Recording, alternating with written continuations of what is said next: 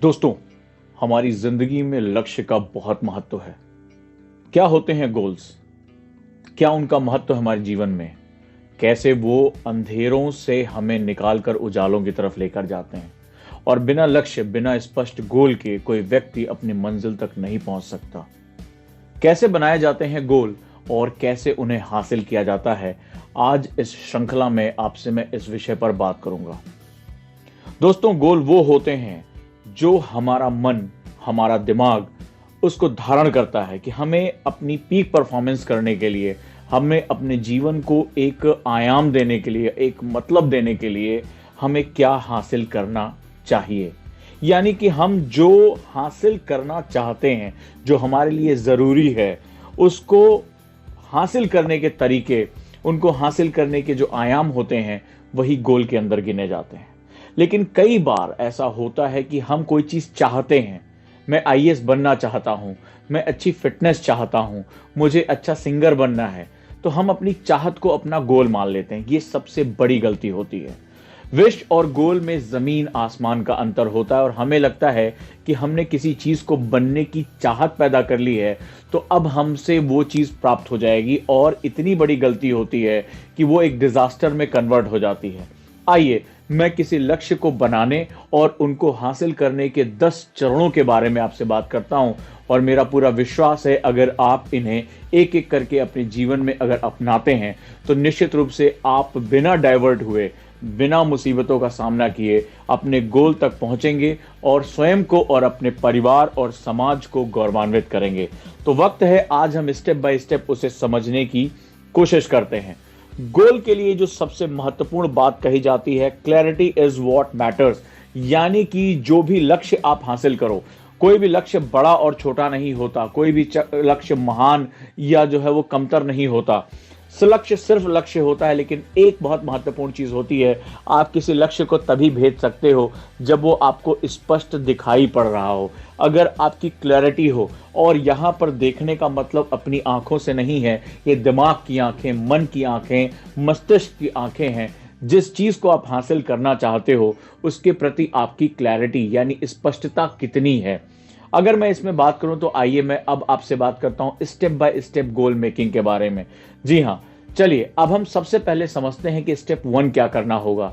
ज्यादातर स्टूडेंट ये कहते हैं कि मुझे ये चीज पाना है, और जब मैं उनसे मिलता हूं तो मैं उनसे पूछता हूं अपने अपने गोल को पाने के लिए क्या क्या चरण तय किए हैं, कैसे आप प्राप्त करेंगे। तो उस समय उनको लगता है कि नहीं साहब, मैंने तो सिर्फ ये बात की है कि मुझे आईएएस बनना है, कैसे और किन चरणों में, इस पर अभी मेरी व्याख्या नहीं हुई है। तो दोस्तों, सबसे पहले आपको स्टेप 1 फॉलो करना है। आप जो भी प्राप्त करना चाहते हैं, चाहे वो वर्तमान समय में या फ्यूचर में, भविष्य में, आप सबसे पहले उसे अपनी डायरी में या किसी पेज में लिखें जरूर। जब हम किसी चीज को लिखते हैं तो हमारे विचारों की इस पूरी श्रृंखला में जो स्पष्ट चीजें हैं वो हमारी आंखों के सामने आ जाती है, और जो विचार यानी अमूर्त, इंटेंजिबल होता है, वो टैंजिबल में कन्वर्ट हो जाता है। हम उसे देख सकते हैं, हमारी आंखें दिमाग को फोटो भेजती हैं कि ये हमारा लक्ष्य है। यानी पहली चीज आपको राइट डाउन करना है कि वर्तमान में आपको क्या लक्ष्य हासिल करने और भविष्य में आपको क्या करना है। वो चाहे 1 साल बाद का हो, 2 साल बाद का हो या 5 साल बाद हो, आप अपने जीवन में क्या हासिल करना चाहते हैं और कहां पहुंचना चाहते हैं। इसके बाद अगला चरण होता है prioritise them per your wish. यानी अब जो आपने एक श्रृंखला लिखाई, हो सकता है आपके कई गोल्स हों, आप फिटनेस में अच्छा करना चाहते हो, अच्छी राइटिंग करना चाहते हो, अच्छी तरह से बोलना चाहते हो, गिटार सीखना चाहते हो, देर तक पढ़ना चाहते हो, आप सब कुछ अपनी जो है वो डायरी में लिखो, अपने पेज पर लिखो। अब उनकी नंबरिंग करो, यानी प्रायोरिटी क्या है। हो सकता है कि अभी मुझे यूपीएससी का एग्जाम देना, तो गिटार हम बाद में भी सीख सकते हैं। यानी कि जो पहले आपके दिमाग में चीजें चल रही हैं उनको आप प्रायोरिटी दो, यानी कि उनको नंबरिंग करना शुरू करो, नंबर 1, नंबर 2, नंबर 3। इसके बाद आप उसमें जो आपका सबसे महत्वपूर्ण, जो आपके लिए आपके जीवन का परिवर्तन कर सकता है, उस पर आप काम करना शुरू करिए। लेकिन यह ध्यान रहे कि आपको एक गोल एक समय में ही चूज करना है। आप ऐसा नहीं सोच सकते कि चलिए भाई मैं थोड़ी देर अभी गिटार सीखता हूं, फिर थोड़ी देर में आंसर राइटिंग करता हूं, फिर थोड़ी देर में जो है कुछ बुक रीडिंग करता हूं। आप कभी भी किसी चीज में दक्षता प्राप्त नहीं कर पाएंगे, उसमें आप मास्टर नहीं हो पाएंगे। आपको एक समय में एक गोल ही तय करना होगा, और यही दुनिया के लीडिंग एक्सपर्ट कहते हैं कि अपनी पूरी एनर्जी को आपको यहां लगाना। क्यों? क्योंकि स्टेप 4 ये कहता है कि आपको अपनी प्रायोरिटी, जो आपने तय किया है कि ये मेरा लक्ष्य, उस पर संपूर्ण फोकस झोंक देना होगा। यानी कुछ लंबे समय तक आपको समय तय करना होगा, डेडलाइन तय करनी होगी और उस दौरान आपको अपना पूरा फोकस, पूरा ध्यान केवल उसी पे रखना है। ये चरण 4 हो गया। आइए अब हम स्टेप 5 में एंटर करते हैं और यहाँ पर आपको जब आपने ये तय कर लिया कि मेरा अब बेसिक प्रायोरिटी क्या है, मुझे किस लक्ष्य पर इस 1 महीने, 2 महीने, 6 महीने या साल भर कार्य करना है और आपने उसके फोकस को फोकस तय कर लिया, तो अब आप उसका एक डिटेल प्लान तैयार करेंगे। ये वो स्टेप होता है जिसमें ज्यादातर स्टूडेंट बहुत बड़ी गलतियां करते हैं। प्लान का मतलब होता है कि अगर मुझे कहीं पहुंचना है तो वो कैसे पहुंचूंगा।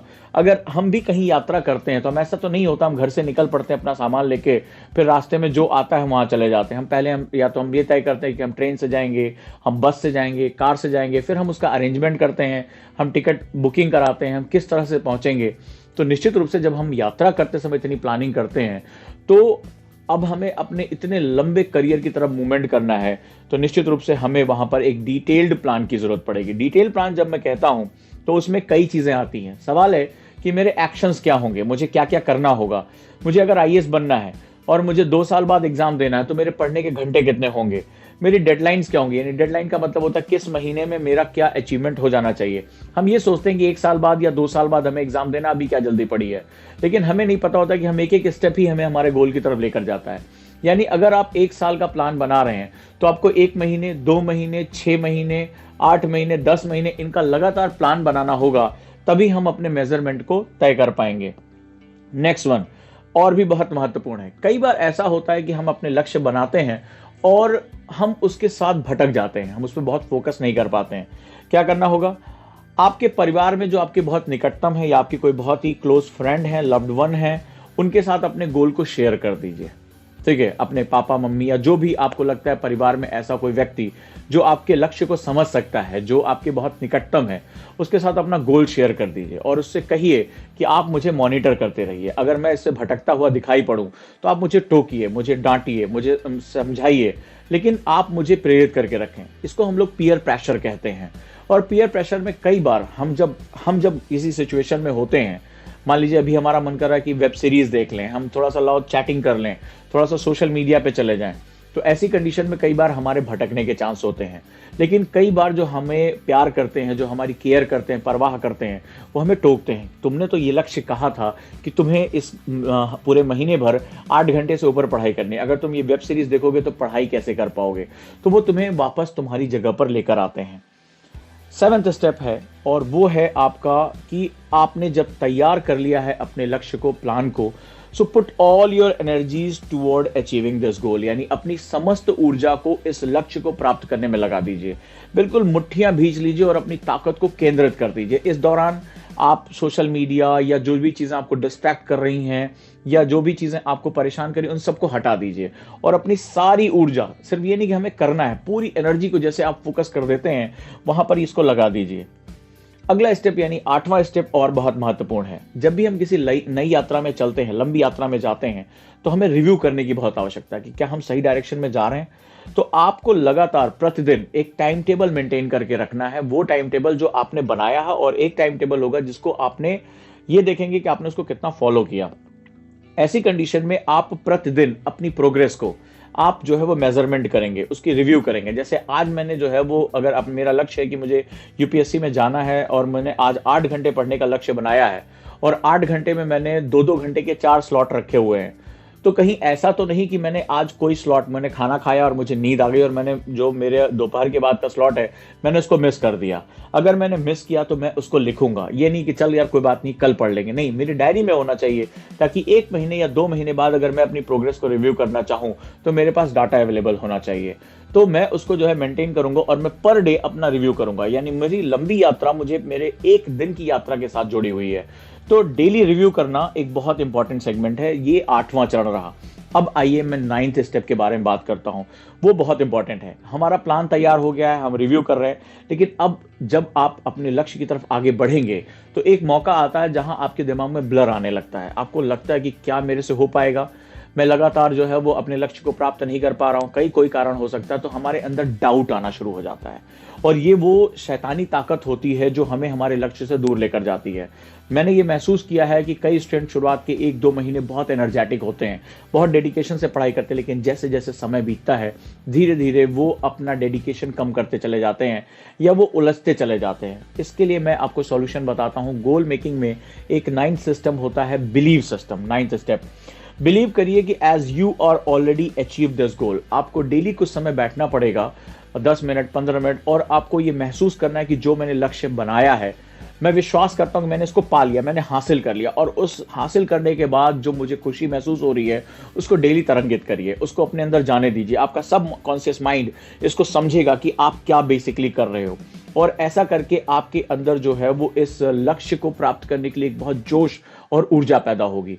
आपके अंदर ये विश्वास पैदा होगा कि ये लक्ष्य आप हासिल कर सकते हैं। 10th वन बहुत इंपॉर्टेंट होता है। Once you achieved it, celebrate with your loved ones. And आप अपने जो लक्ष्य प्राप्त कर लेते हैं, जैसे मैंने इस हफ्ते का टारगेट बनाया कि मुझे इतने घंटे पढ़ने हैं, मुझे ये जो है टॉपिक कवर करना है, अगर मैंने उसको कर लिया तो अपने दोस्तों के साथ, अपने परिवार के साथ मैं इसको सेलिब्रेट करूंगा, डेफिनेटली इसको सेलिब्रेट करूंगा, ताकि मुझे ऊर्जा मिले, मुझे एक माइलस्टोन मिले, मेरे अंदर एक सक्सेस की फीलिंग आए।